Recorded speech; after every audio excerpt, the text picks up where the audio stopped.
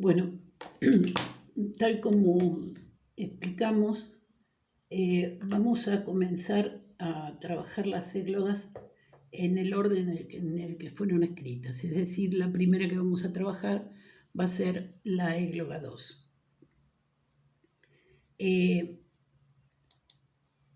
Vamos a ver una cuestión particular que tiene la égloga 2, que es la estructura, ya que de las tres églogas es la que tiene más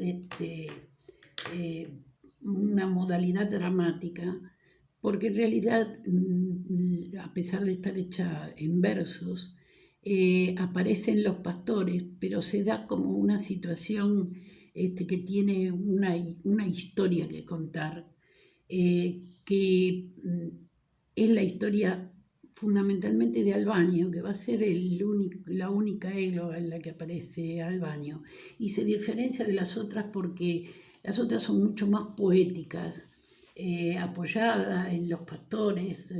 Una es más protagonista Salicio que Nemoroso, en la otra es protagonista absoluto Nemoroso, pero en esta el protagonista es Albano, y realmente está armada como si fuera un drama. Es decir, cuando analizamos la estructura, ustedes ven allí en el cuadro que se pueden detectar dos partes perfectamente identificables. En una primera parte se cuenta la historia de amor de Albano, un amor insano, porque desde el comienzo se sabe que él trabajaba con una pastora que se llamaba Camila, y que Camila era una sacerdotisa de Diana, razón por la cual debía permanecer casta. Una de las cualidades que tenían las seguidoras de Diana, las amazonas, era justamente el ser castas.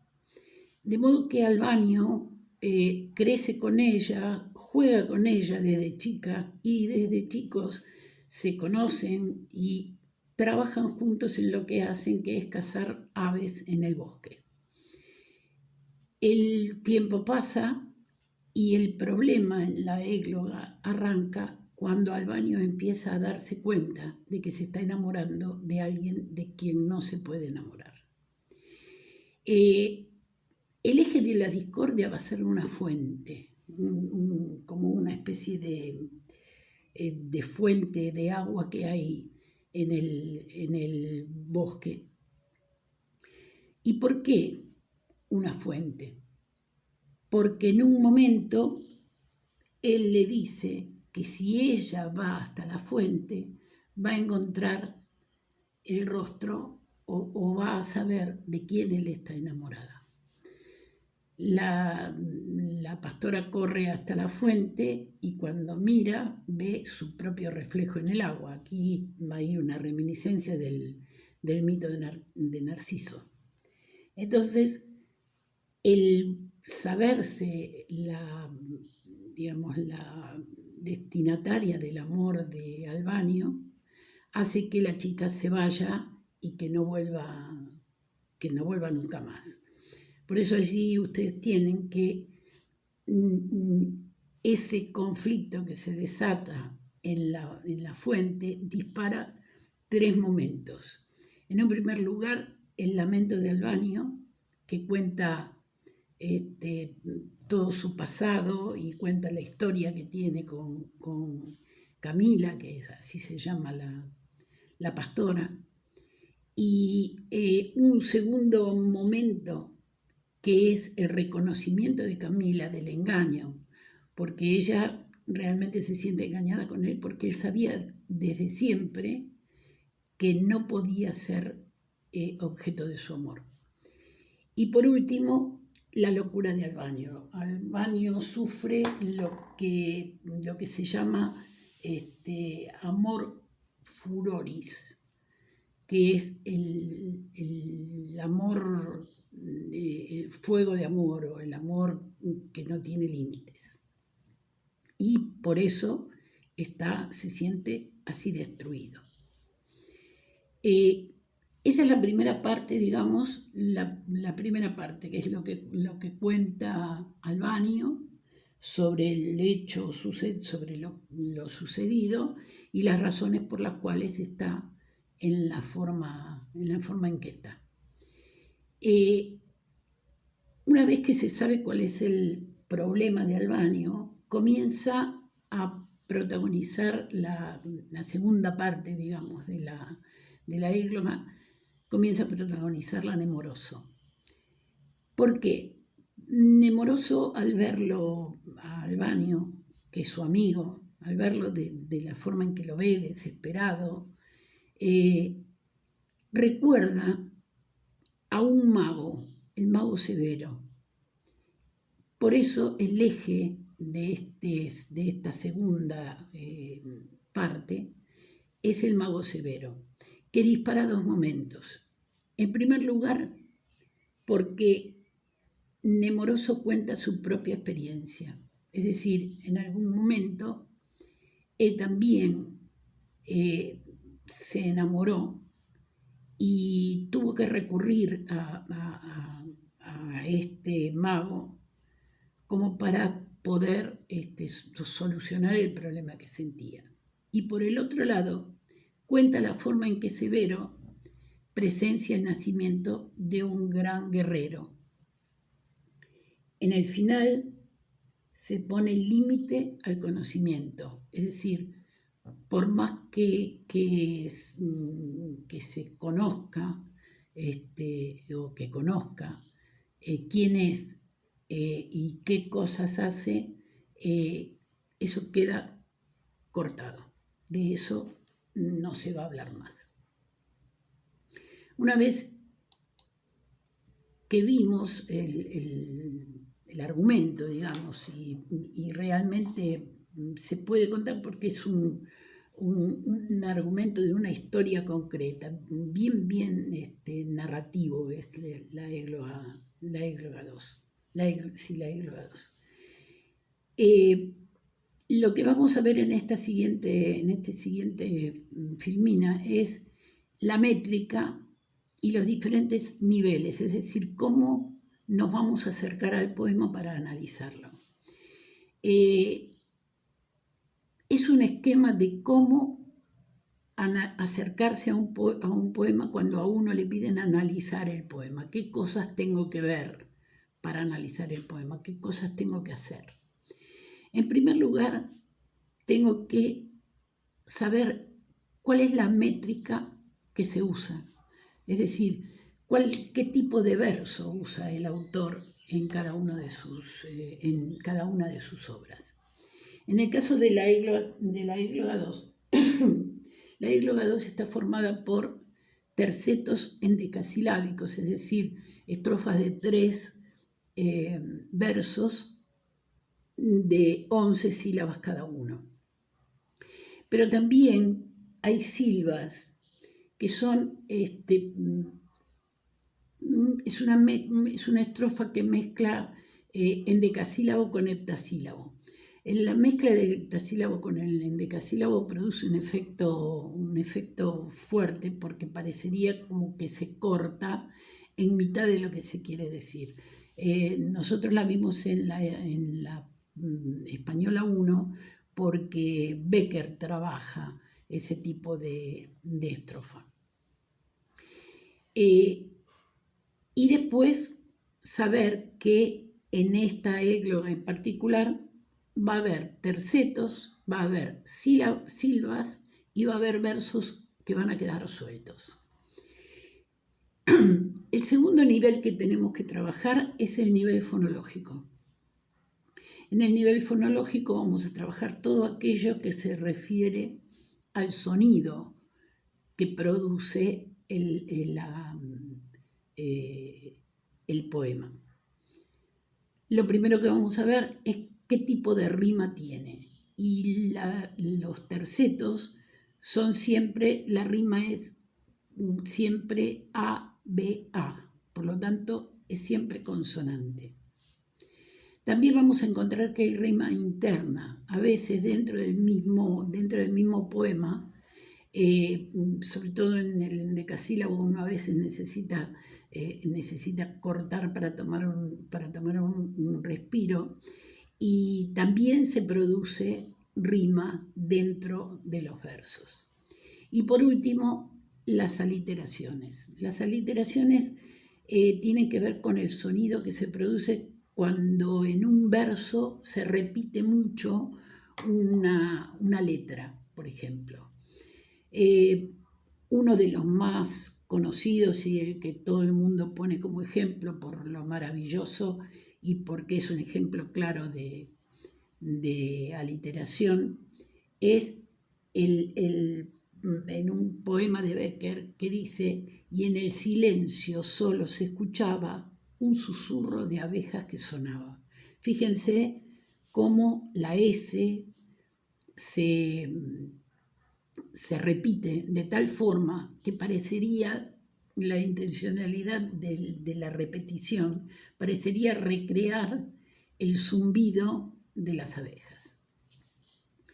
Y por último, en el nivel sintáctico. Allí lo que vamos a buscar son formas desde lo sintáctico, desde la formación de la oración, determinados recursos que van a ser, que juegan un poco con lo sintáctico, es decir, cómo se arman las oraciones. En primer lugar tenemos el encabalgamiento, que ya lo vimos en la parte 1, en la española 1, y que tiene que ver con cuando un verso, en lugar de terminar en el final de ese verso y continuar al siguiente, continúa automáticamente, es decir, no termina la oración en el final del verso, sino que continúa abajo. Entonces se dice que ese verso está encabalgado. Entonces vamos a ver que hay encabalgamientos, como ya lo explicamos también. Hay encabalgamiento suave, cuando el encabalgamiento se hace de verso a verso, y encabalgamiento abrupto, cuando el encabalgamiento se hace de un verso a otro y en la mitad del otro verso se corta abruptamente por un punto.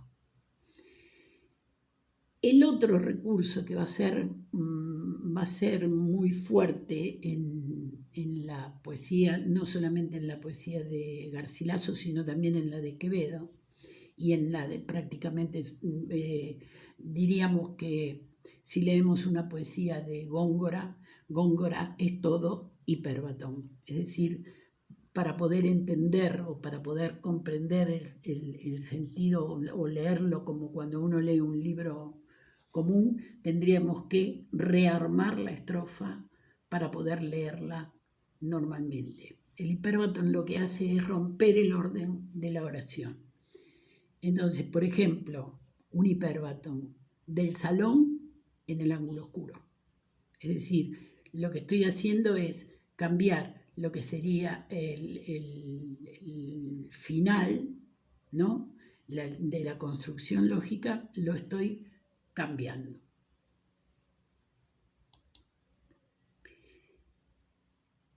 Una vez que tenemos analizados el nivel sintáctico y el nivel fonológico, vamos a trabajar con el nivel morfológico. El nivel morfológico, lo que el analista del poema tiene que analizar es el vocabulario que se usa, pero ya no mezclado, sino separado. Es decir, los verbos están en presente, están en pasado, están en futuro.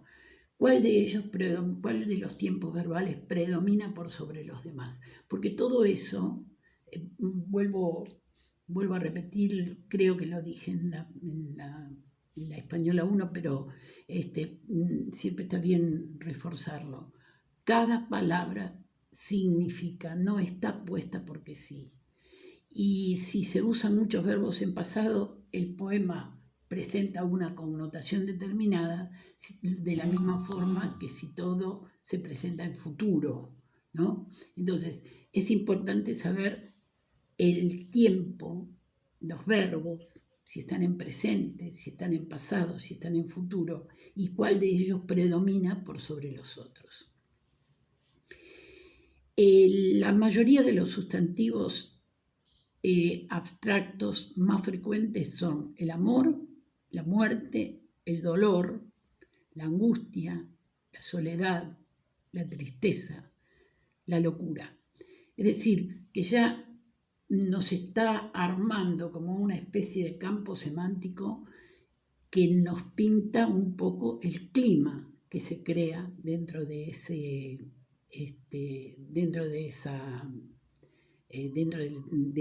égloga. Lo siguiente son los adjetivos, pero en este caso el adjetivo se usa más en el epíteto, que es descriptivo. No tiene tanta importancia en sí, tiene mucha más importancia los sustantivos. Entre los sustantivos concretos están generalmente relacionados con la naturaleza que rodea el cuadro que se presenta en la égloga. En el nivel semántico, nosotros habíamos visto que la mayor parte de las figuras, digamos, semánticas que se usan en poesía son la metáfora, la metonimia, el epíteto. Estamos en el siglo de oro, y en el siglo de oro se refleja un poco toda la tópica de la literatura italiana. ¿Por qué? Porque Garcilaso, lo mismo que los poetas del siglo de oro, toman el ejemplo de Petrarca.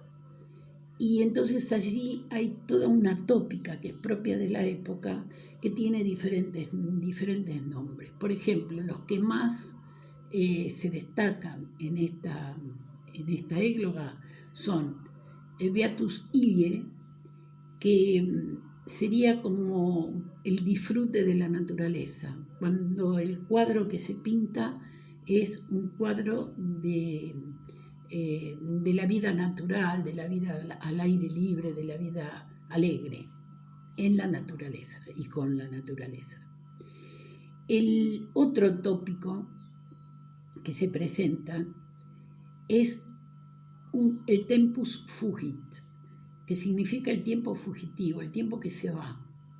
Tempus fugit es un tópico que refleja la sensación de sentir que se te va el tiempo y que uno no puede solucionar lo que necesita. El otro es el furor amoris, que es el problema, el amor furioso sería, que llega a enfermar. El furor amoris es el que padece o es el que se ve en la figura de Albano, y realmente lo que representa es esa sensación de no poder vivir un amor sano, porque el furor amoris es un amor obsesivo, es un amor que no se resigna, por lo tanto connota mucho sufrimiento. Otros también que se usan son el fortuna mutabili. Vieron como cuando uno dice me cambió la suerte. Bueno, es eso, el fortuna mutabilis es un tópico que lo que indica es que la suerte cambió. Por ejemplo, de golpe este muchacho Albano venía jugando, venía siendo un excelente compañero de Camila, y de golpe por una cuestión de no saber cómo decir, o por una cuestión de no poder reprimir algo que sentía, le cambia la suerte, ¿sí? le cambia la suerte. Entonces ahí aparece el tópico de la fortuna mutabilis. Una cosa era antes de que Camila llegara al espejo de agua y otra cosa es después. La suerte de Albano en ese momento cambia por completo. El otro tópico es el descriptio pugliae, que significa la descripción de la muchacha.